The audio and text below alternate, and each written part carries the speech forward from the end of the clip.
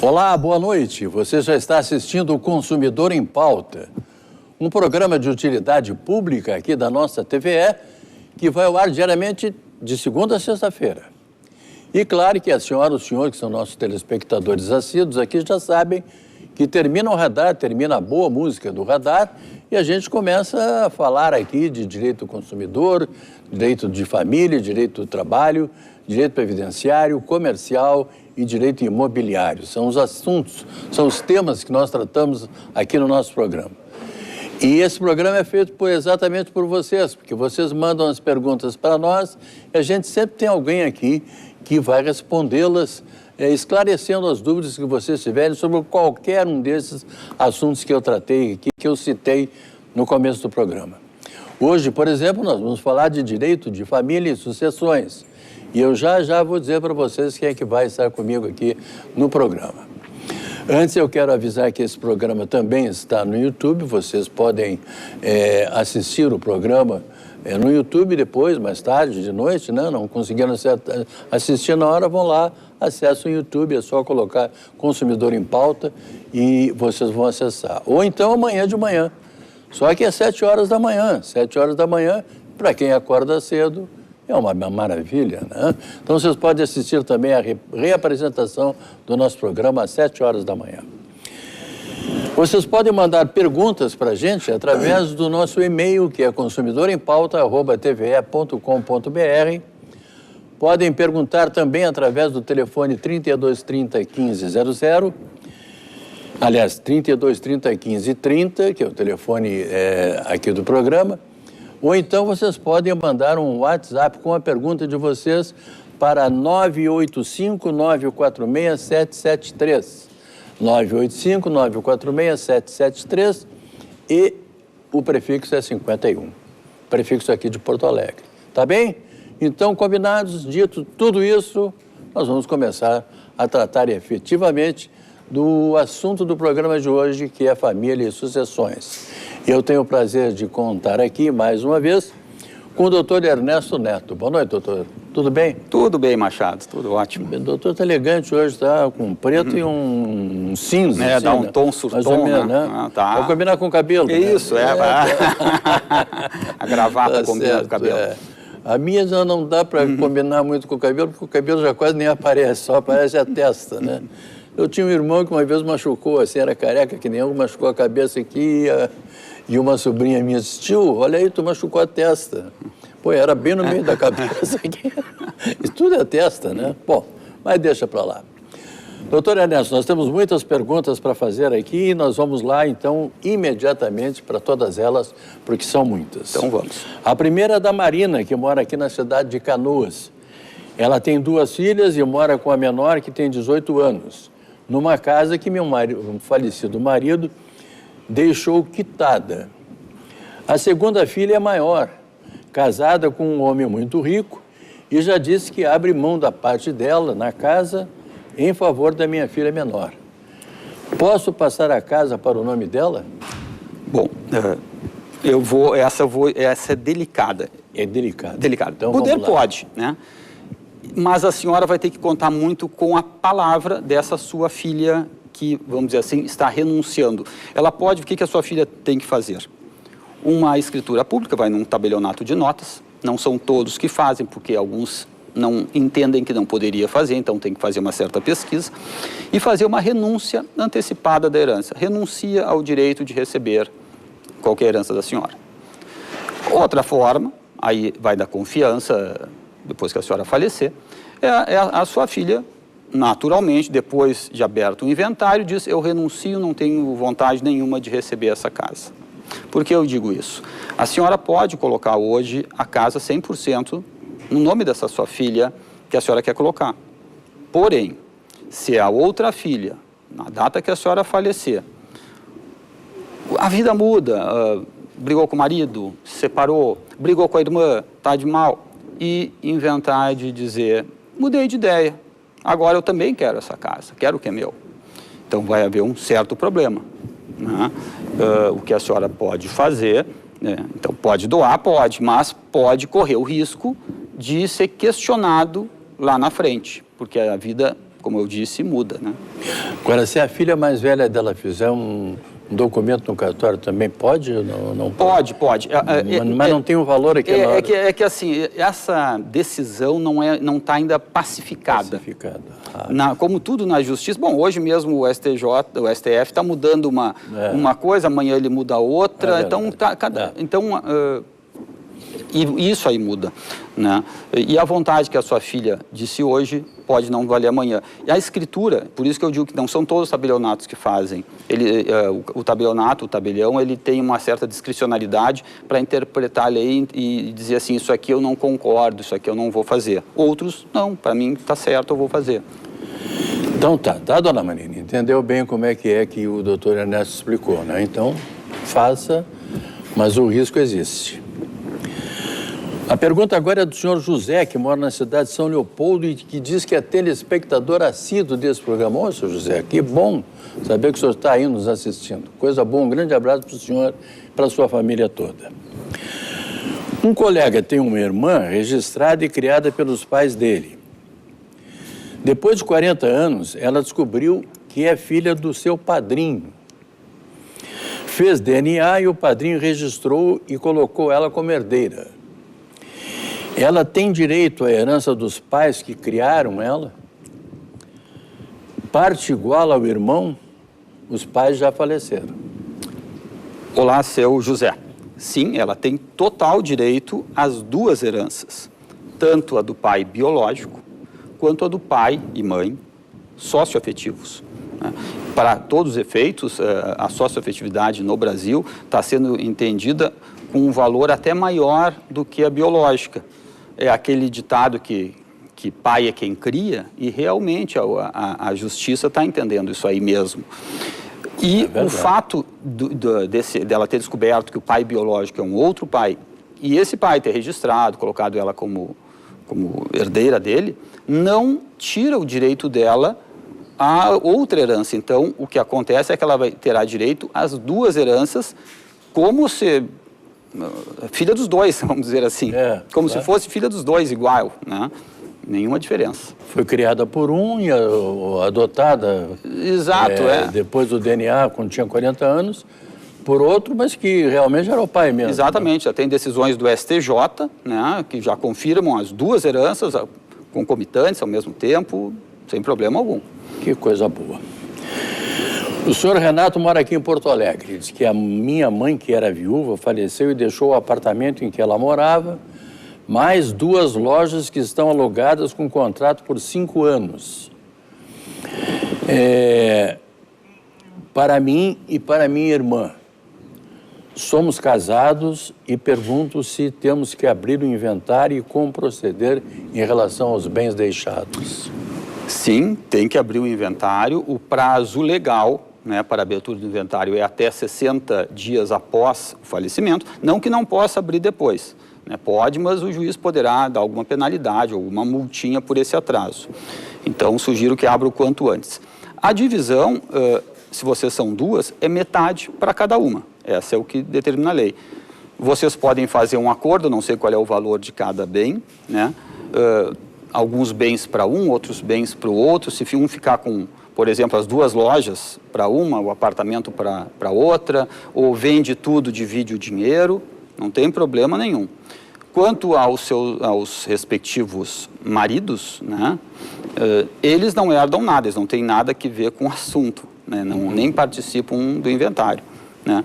Inclusive, caso alguma de vocês venha a se separar posteriormente, esse bem recebido em herança não é partilhado, não faz parte do que vai ser partilhado no divórcio, por exemplo.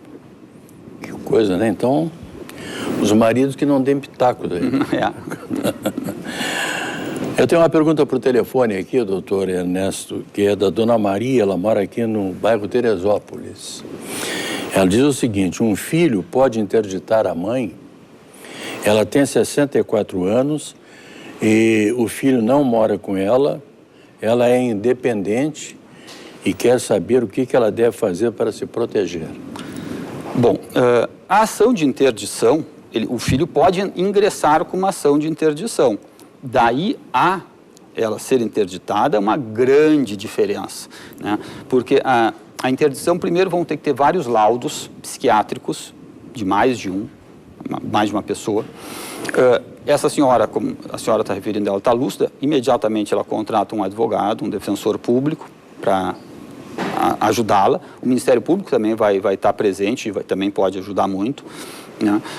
O juiz, em caso de interdição, ele entrevista, além dos laudos de psiquiatra, além de assistentes sociais, além de todas as opiniões, o próprio juiz faz uma entrevista diretamente com a pessoa a ser interditada para ver se realmente ela é uma pessoa que está em sã consciência, ou se tem um discernimento do dia a dia, ou se precisa ser interditada realmente. Então, mesmo que o laudo do psiquiatra diga tem que ser interditada, o juiz, na sua avaliação, pode entender que não é o caso. Ela até pode ter algum problema, mas não é o caso com a interdição. Tá? Então, para ela se proteger, ela busque um advogado, trate de se defender, de explicar que ela está sã. Ela pode, inclusive, fazer previamente um laudo num psiquiatra que vai dizer que ela está bem, né? Nenhum problema. Não é simples interditar uma pessoa, muito antes, pelo contrário, é bem complicado. Não é só pedir, né? Não é, não. O senhor Christian, ele mora na cidade de Gravataí. Ele estava pagando pensão e foi demitido do emprego. Não foi só o senhor não, senhor Christian. Tem muita gente aí que não está trabalhando. Fiquei 6 meses sem pagar. Meu filho completou 18 anos. Achei que dava para parar de pagar. O que posso fazer? Posso ser preso? Como resolvo isso, já que estou desempregado? Bom, seu Christian, primeiro, sinto muito pela sua condição, né? Mas continue batalhando que daqui a pouco aparece. Daqui a pouco aparece.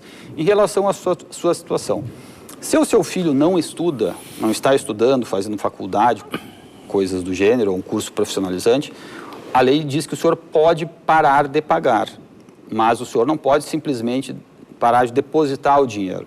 O senhor tem que entrar com uma ação na justiça, dizendo, eu quero parar de pagar. Essa ação se chama ação de exoneração de alimentos. E o juiz vai ver, olha, ele já é maior de idade, o seu filho, não está em faculdade, não está fazendo curso profissionalizante, posso parar. A dívida que o senhor tinha, esses 6 meses que o senhor ficou sem pagar, o senhor sim está devendo. É uma dívida que está lá, o senhor tem que pagar se for cobrado. A prisão, ela pode acontecer em relação aos últimos 3 meses. Então, como o senhor ainda não se desobrigou a pagar, sim, a prisão pode ser pedida contra o senhor dos últimos 3 meses. Então, o senhor vai ficar devendo todos os 6 meses, mas para a prisão, o advogado que for pedir, o advogado do seu filho, vamos dizer assim, né, vai pedir em relação aos últimos 3 meses. Então, a minha sugestão é, entre imediatamente com uma ação de exoneração de alimentos, explicando que o seu filho tem 18 anos, não estuda e que o senhor já pode parar de pagar. Ainda mais estando desempregado. Ainda mais desempregado. O senhor pode procurar a Defensoria Pública, explicar que o senhor não tem condições de pagar e a Defensoria Pública vai tratar desse assunto para o senhor, gratuitamente. Doutor Ernesto, eu vou lhe fazer uma pergunta que o Johnny, lá de Viamão, nos mandou aqui por telefone. O Johnny disse que tem um processo contra o IP, que era dos pais dele, e ele ganhou esse processo em 2004.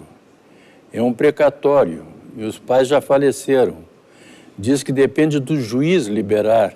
Ele quer saber se isso aí demora muito tempo para ele receber. Olha, a demora tá grande, viu? Tá grande. Olha, não vamos mentir, né? Tá muito, o Estado tá mal, não tá pagando nem funcionário que está na ativa. Não paga. O IPVA deu problema? Não paga aposentado, tá parcelando tudo. Então, o senhor entre, porque tem que entrar, tem que pedir, tem que cobrar, mas não espere rapidez, muito antes pelo contrário.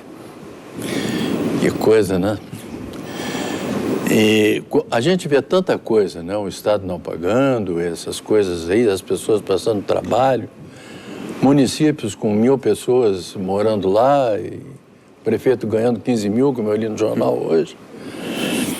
Mas tomara que melhore tudo. Tomara, né? a gente tem que lutar, não pode cansar, tem que lutar.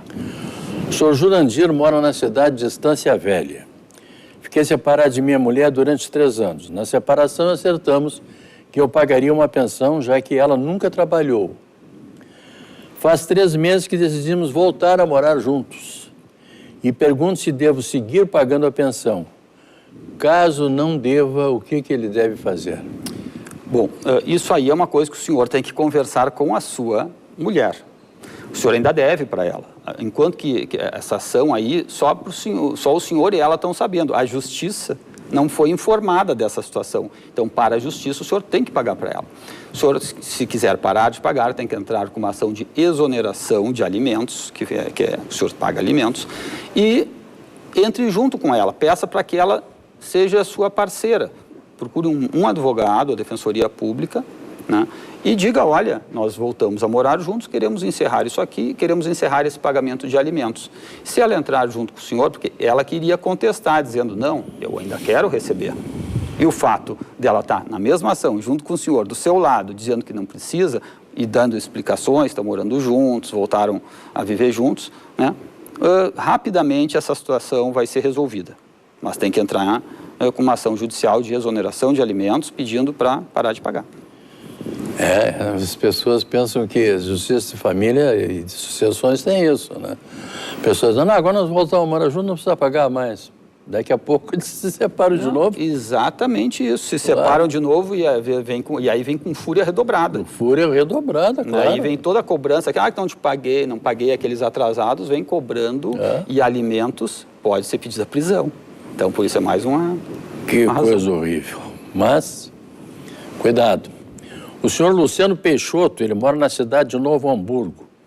Ele diz o seguinte, meu pai faleceu e viveu 38 anos com uma pessoa. Não eram casados e nem tiveram filhos. O patrimônio que ele tinha antes de ir morar com ela será partilhado entre os filhos dele? Como é que fica? Bom, como é que fica essa situação? Quando a pessoa vai morar junto, união estável, e não faz nenhum contrato pré-nupcial de mudança de regime de bens, vai ser a comunhão parcial de bens. Como que funciona isso aí na herança, na sucessão? Quando ela vai receber, a companheira dele, metade do que eles adquiriram após a união, mas não como herança, como meiação, como se ela tivesse 1 segundo antes dele falecer, tivesse se divorciado, se separado dele. Então, tudo que eles construíram na constância do casamento, metade é dela, por meiação, e metade é dele. E na sucessão, é aí que vem a diferença, não tem nada a ver com o regime de casamento, que as pessoas fazem muita confusão. Na sucessão, os bens que ele tinha antes de conhecê-la, esses ela vai herdar junto com os filhos dele. Então, se ele tinha tudo que ele tinha antes de conhecê-la, isso aí sim ela vai concorrer junto com os filhos. Por exemplo, se ele tinha 2 filhos, ela entra como terceira pessoa. Então, divide por 3. Então, tem esse detalhe. É feita uma separação disso aí. Que coisa séria, né? Tem um telespectador aqui que não quer se identificar, doutor Ernesto. Ele mora no bairro Bonfim. Então, vamos lá. Ele diz o seguinte, tenho 71 anos, sem filhos e sou viúvo. A namorada dele tem 63 anos e tem um filho. Esse senhor fez um testamento de 100% do patrimônio dele para os sobrinhos. Ele diz que vai casar com a namorada agora com separação obrigatória de bens. Aí ele pergunta, posso fazer um pacto pré-nupcial para preservar o testamento já feito em caso do meu falecimento? Se não, como fica a herança? Se o testamento for feito só após o casamento? Ele não quer se identificar. Ele não diz o nome, mas ele mora no Bonfim. Tranquilo. O senhor não precisa mudar o testamento, não precisa fazer... O testamento vale, e vai valer na data da sua morte a condição que estava lá. Então, não precisa fazer um novo testamento, não precisa colocar no pacto antenupcial que existe um testamento ou não. Ninguém precisa ficar sabendo desse testamento. Ele vai vir à tona naturalmente quando o senhor falecer. Tem que vir, né, para quando vier o seu inventário. O que eu recomendaria, nesse caso específico, que é a separação obrigatória de bens, quando a pessoa tem mais de 70 anos, por exemplo, que é esse caso, o regime de bens não pode escolher, é separação obrigatória de bens. Querendo ou não, é esse. Tá? E é o único regime de bens em que a companheira, ou no caso, a esposa, né, não herda. Os outros todos ela herda junto com os descendentes. Né? Aliás, a lei já foi feita mais ou menos para isso. Foi, né, para isso aí. Né? Mas existe uma súmula, isso é um detalhezinho para o senhor fazer um pacto antenupcial, que é a súmula 377 do STF, que ela diz que todos os bens adquiridos na constância do casamento presume-se esforço comum e serão partilhados meio a meio. Mas com um pacto antenupcial, o senhor pode afastar essa súmula, de comum acordo, obviamente, com a sua futura esposa. O senhor vai a um cartório, um tabelionato de notas e diga, olha, eu quero fazer um pacto antenupcial, em que diga que nós, de comum acordo, afastamos os efeitos da súmula 377 do STF. Com isso aí, o que cada um adquirir durante o casamento é de cada um.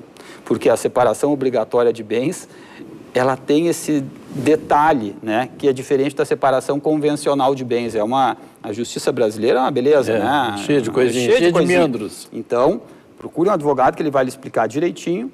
Se for essa a vontade do senhor, o senhor faça esse pacto antenupcial. Mas o seu testamento está garantido, seus sobrinhos podem ficar com tudo sem problema algum.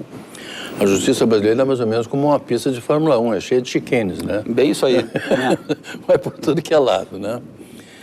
Uma coisa que eu me bato muito aqui, doutor, eu vou só fazer esse comentáriozinho rapidamente antes de ler a pergunta que chegou por telefone, é de que quem sofre realmente quando os pais se separam são os filhos. E os filhos não têm absolutamente nada a ver com isso, né? Eles ficam amando a mãe e ficam amando o pai da mesma maneira que sempre amaram. Então vamos lá, a pergunta é por telefone, é da dona Karina.